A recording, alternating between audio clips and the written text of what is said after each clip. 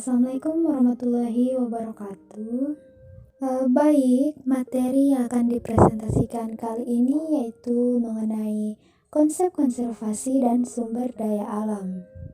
Baik, langsung saja kita masuk ke materinya yaitu dengan pokok bahasan yang pertama yaitu pengertian dan konsep konservasi, kemudian konsep sumber daya alam, jenis serta sifat-sifat dari sumber daya alam. Kemudian yaitu hubungan manusia dengan sumber daya alam dan lingkungan.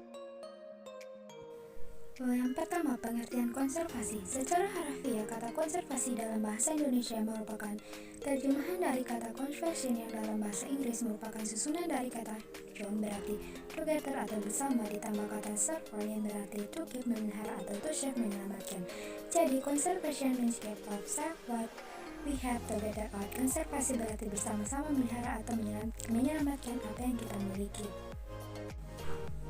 Jika dilihat dari berbagai pengertian, maka objek konservasi sebagai suatu tindakan untuk mencegah pengurusan sumber daya alam dilakukan, baik terhadap benda-benda hidup hayati maupun sumber daya alam hayati seperti tumbuhan dan hewan serta mikroorganisme.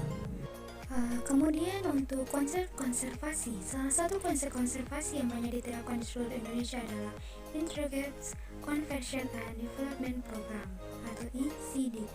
Istilah tersebut telah dipakai pada berbagai macam inisiatif dengan tujuan umum yaitu mengkaitkan konservasi keanekaragaman hayati dalam kawasan konservasi dengan pembangunan sosial dan ekonomi lokal.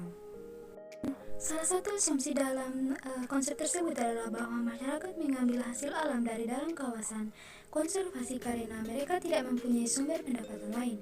Karena itu, salah satu rekomendasi dalam konsep tersebut adalah meningkatkan kesejahteraan masyarakat lokal dengan kegiatan-kegiatan pembangunan di daerah penyangga. Kemudian untuk konsep sumber daya alam. Dalam kamus-kamus bahasa Inggris, kata resource atau resources berarti sumber tenaga atau alat. Sedangkan menurut terminologinya, kata sumber daya resource diartikan sebagai sumber persediaan baik cadangan maupun yang baru. Adapun dari segi ekonomi, sumber daya resource dapat diartikan sebagai suatu input atau masukan dalam suatu proses produksi. Kemudian untuk jenis-jenis sumber daya alam, menurut ciri khasnya sumber daya alam dikategorikan menjadi dua, yaitu yang pertama sumber dalam hayati atau organik, kemudian sumber daya alam non hayati atau anorganik. Selanjutnya untuk sumber daya alam menurut sifatnya, yang pertama sumber daya alam yang dapat dipulihkan seperti tanah, air, hutan, padang rumput dan satwa.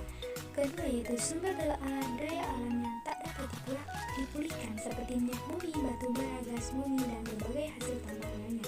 Yang ketiga yaitu sumber daya alam yang tak akan habis, yaitu sumber daya alam yang tersedia tak terbatas seperti energi dan sinar matahari, energi pasang surut, udara, dan sebagainya. Yaitu sumber daya alam menurut pemanfaatannya yang pertama penghasil energi, contoh matahari, gelombang laut, gas bumi, dan angin.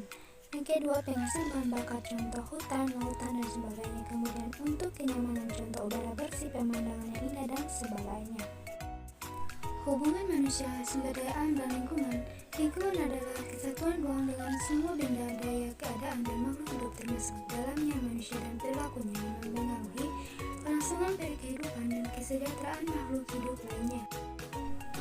Dalam kehidupan antara manusia dengan sumber daya alam senantiasa berhubungan.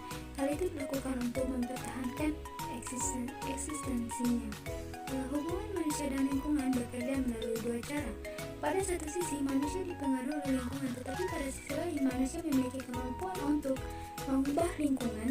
Karakteristik hubungan tersebut berbeda antara satu daerah dengan daerah lainnya atau satu masyarakat dengan masyarakat lainnya.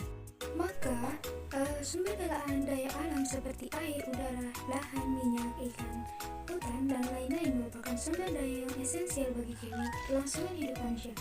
Hilangnya atau berkurangnya ketersediaan sumber daya tersebut akan berdampak sangat besar bagi kelangsungan hidup umat manusia di muka bumi ini. Tanpa udara dan air misalnya, manusia tidak dapat hidup. Demikian pula sumber daya alam yang lain seperti hutan, ikan, dan lainnya merupakan sumber daya yang tidak sengaja itu tidak saja mencukupi kebutuhan hidup manusia, namun juga memberikan kontribusi yang cukup besar bagi kesejahteraan suatu bangsa. Pengelolaan sumber daya alam dan lingkungan yang benar tergantung dengan kapasitas pengelolaan baik kemampuan sumber daya manusia, organisme, institusi maupun aturannya.